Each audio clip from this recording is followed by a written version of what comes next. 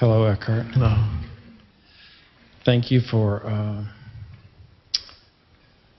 helping our planet and helping us, sharing your teachings.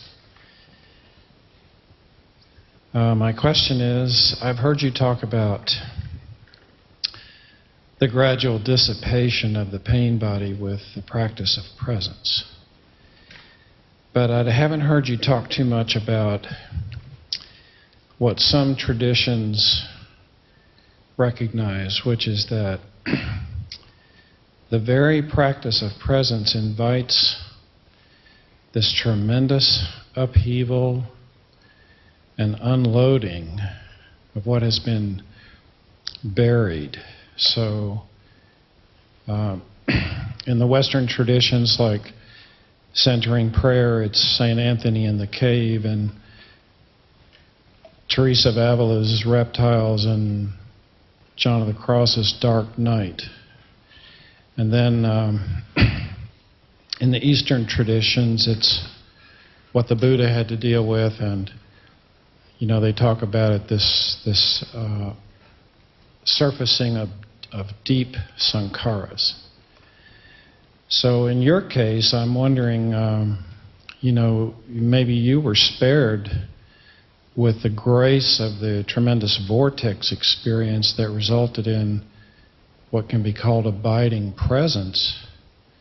Maybe you are not like most people that some would call the plodding faithful, and have to deal with the very practice of presence invites this tremendous upheaval that then you have to deal with. So I was just wondering if you could comment about that. Do you find that in your own life? Yes, I've been through,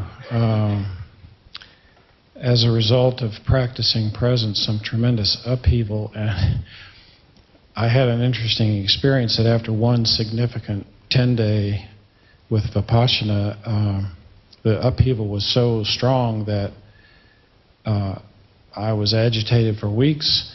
And I told the teacher, I said, I had a really bad 10-day. And he said, no, you had a really great 10-day. And it turned out I quit having bad dreams, and I quit waking up angry and not knowing even why. So I know that can be helpful, and I suspect I'm in store for some more. If you read, John of the Cross, and as you get to deeper levels. And so that sounds a little different than the pain body just gradually dissipating. That sounds like you're inviting some pretty tough stuff. So I just wondered if you could comment about that. It is true that in some cases the karmic accumulations, if you want to call it that, including the pain body, come up much more quickly into the rising presence, and almost as if they wanted either to reassert their existence, or perhaps like moths being drawn to the flame, almost as if they wanted to be burnt up. I prefer this second explanation, that you become aware of the karmic accumulations which otherwise would have been dispersed over many, many years or lifetimes, and experienced as events in your life, and you experience them directly as energy fields arising. That happens to some people.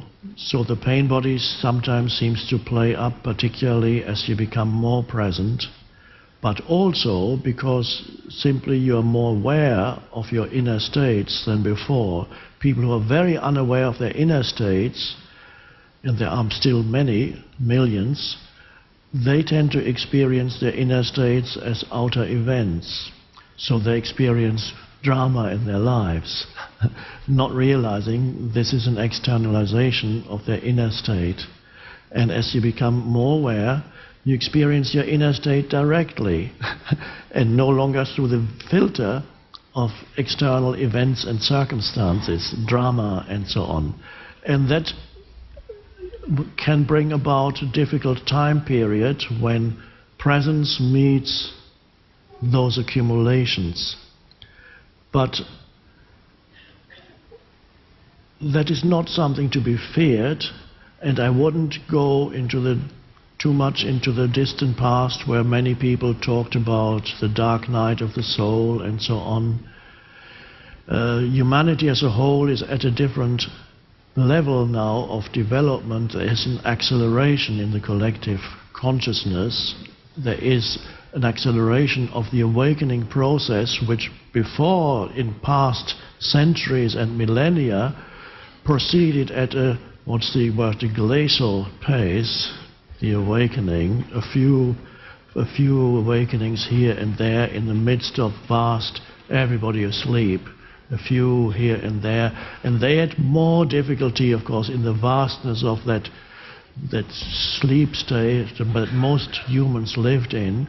And so there is an acceleration, so you will move through things more quickly now. Don't project many years of having to experience painful emotions and whatever comes up. Allow whatever is to be there at any moment. Don't say, oh, it's going to be terrible, I'm going to go through, because St. John of the Cross did, and the Buddha had his temptations, and they all had to go through it, so you don't know that.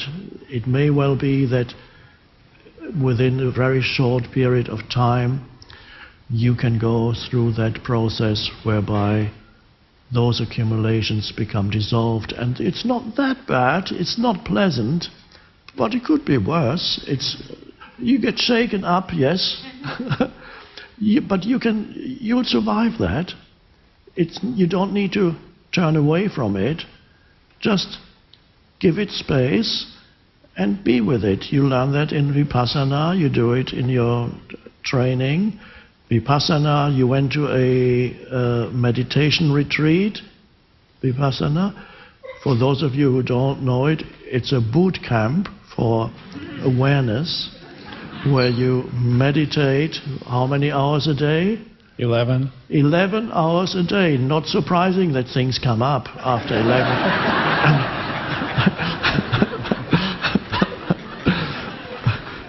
From the deepest recesses of your emotional field and so on, whatever is there, has been there for 10,000 years, after 11 hours a day of meditation, it'll come up. So, I love Vipassana because it's all about bringing awareness into the inner energy field and so on, but don't overdo it. Also, just the rest of your life is as important practice as meditation practice, if not more important. So an occasional Vipassana retreat is fine, but be careful then, because one can take an overdose too of too much presence. May not be good when you're not totally ready for it. So the man who created Vipassana, didn't he pass away a few weeks ago? Yes. Goenka. Yes. Yes. Well, he did good work. Yes. Helped the planet and humanity. Thank you, Goenka. Yes. Thank you. I wish you well.